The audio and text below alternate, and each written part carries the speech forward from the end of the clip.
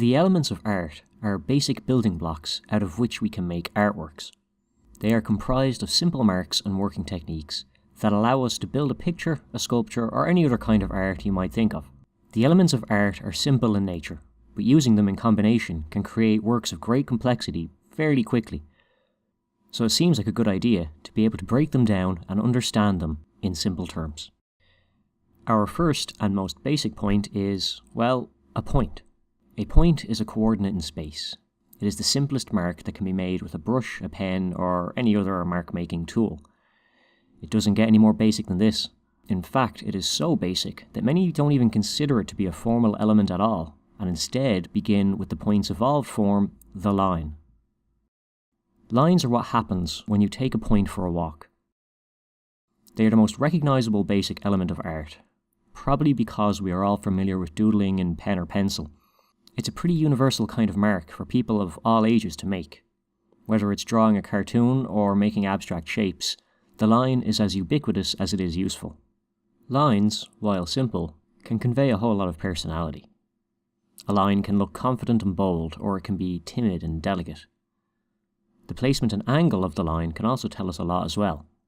A horizontal line conveys feelings of stability, whereas a vertical line can imply strength and power. A line at an angle invokes feelings of uncertainty and movement. This is because it appears to be in a state of transition between the horizontal and vertical. Line drawings are some of the most common forms of art, as most people will find outlining figures the easiest way to create recognizable pictures. This leads us to our next element, the shape. Take a line for a walk, and when it joins back up with itself, it will create a shape. Shapes are flat areas enclosed by a line. They come in two major kinds, geometric and irregular.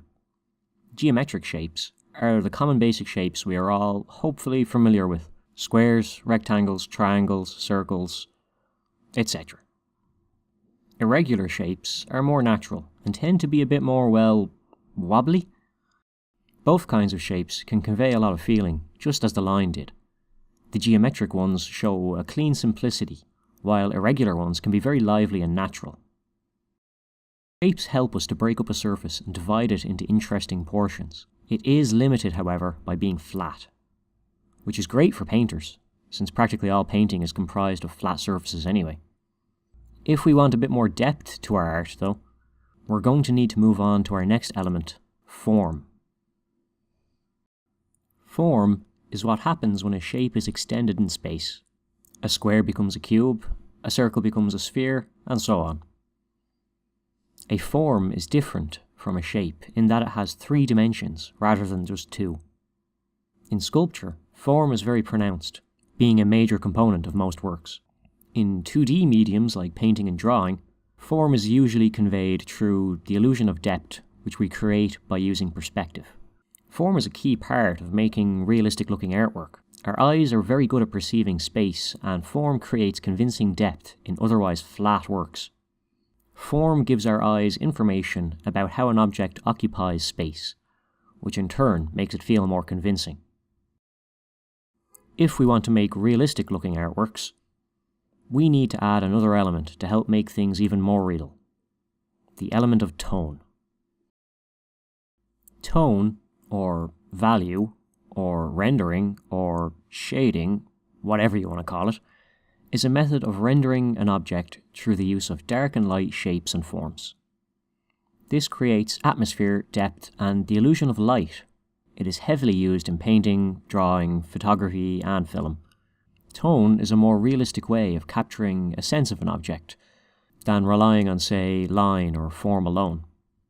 We don't tend to perceive objects in the world as having lines around them, but we do see them in terms of darker and lighter shades adjacent to each other.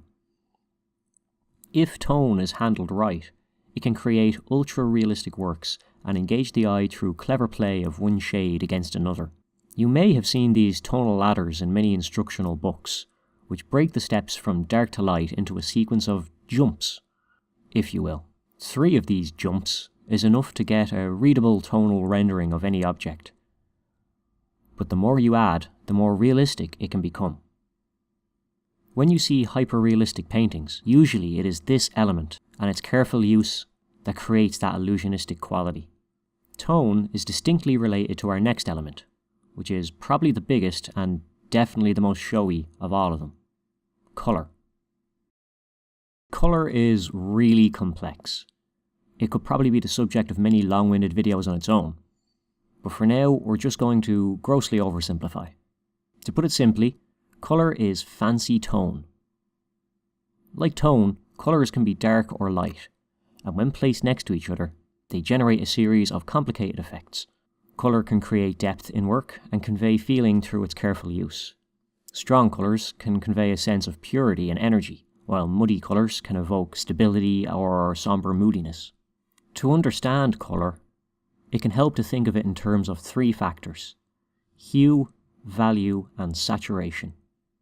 Hue is the colour group a colour falls into, such as red, blue, or yellow. Value is how light or dark the colour is, which is pretty much exactly the same as tone. I wasn't kidding about that. Last is saturation, which is the strength of the colour. At full saturation, colours are intense, but as they are dulled via mixing, they lose that strength and head towards a neutral grey. All three of these factors can be arranged and played with when creating works with colour. Given that colour is so complex and most artists are, well, not, we have come up with a straightforward way to think about colour by using the colour wheel. The colour wheel lays out the relationship of colours to each other and arranges them from dark to light in ascending order. It also shows their relationship to each other, with analogous colours next to each other and complementary colours being opposite. Finally, it is divided into two halves, warm and cool, with warm colours being said to advance towards us and cool ones receding away. That is a very brief overview, but it shows just how versatile and complicated colour is. Moving on to our next element, because if I don't, we'll be here for the next 40 minutes discussing optical mixing or God knows what, we come to an element which can further help us to make artworks feel real by invoking the feeling of the world around us. This is the element of texture. Texture is the feeling of a surface, and much like shape, it can be broken down into two kinds: actual texture and simulated texture. Actual texture is the surface of the piece, whether it is a painted canvas or paper, or different quality textiles, or smooth polished marble, for example. In 3D work, the texture can be a major element, but in 2D mediums such as painting and drawing, the idea of texture is often simulated. This helps to convince the eye of the scene it is perceiving, and makes it feel more natural. Good examples of this can be seen in portraiture from the 17th and 18th centuries, when artists became quite adept at representing the finery of their noble patrons' clothing through distinctive textures. The last element of art we are going to cover is one of the vaguest, but it is also vital to the use of all the others: the element of space. Space, the final frontier, element, is the area a work of art occupies or depicts.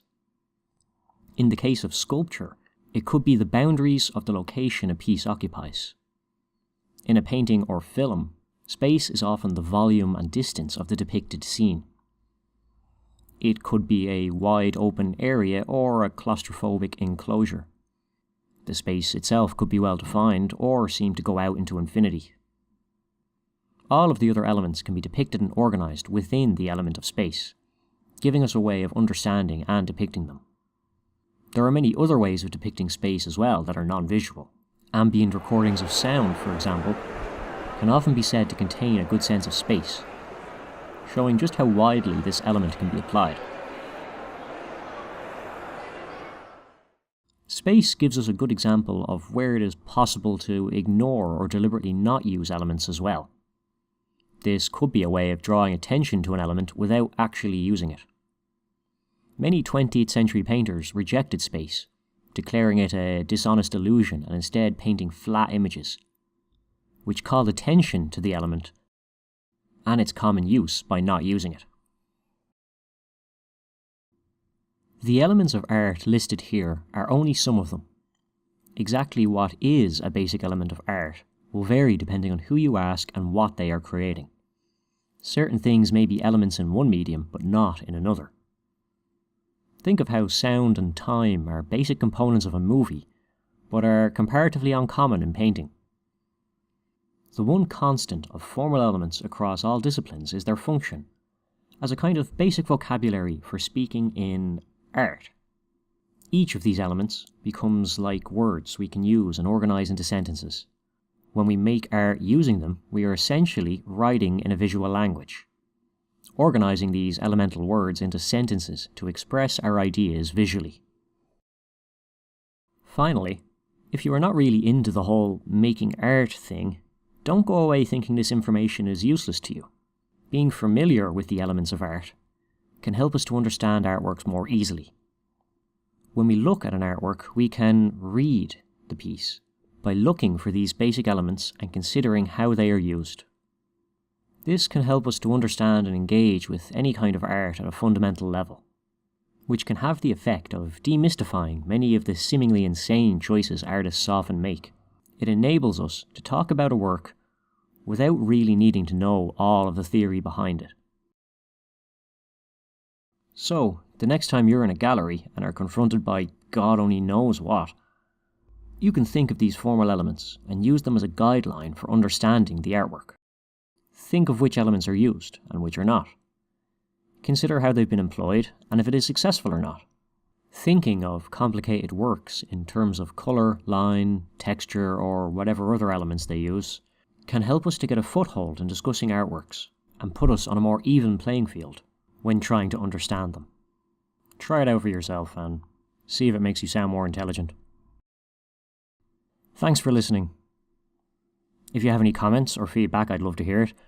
I'll be making more videos about art and art-related subject matter in the near future. So thanks again, and I'll see you in the next one.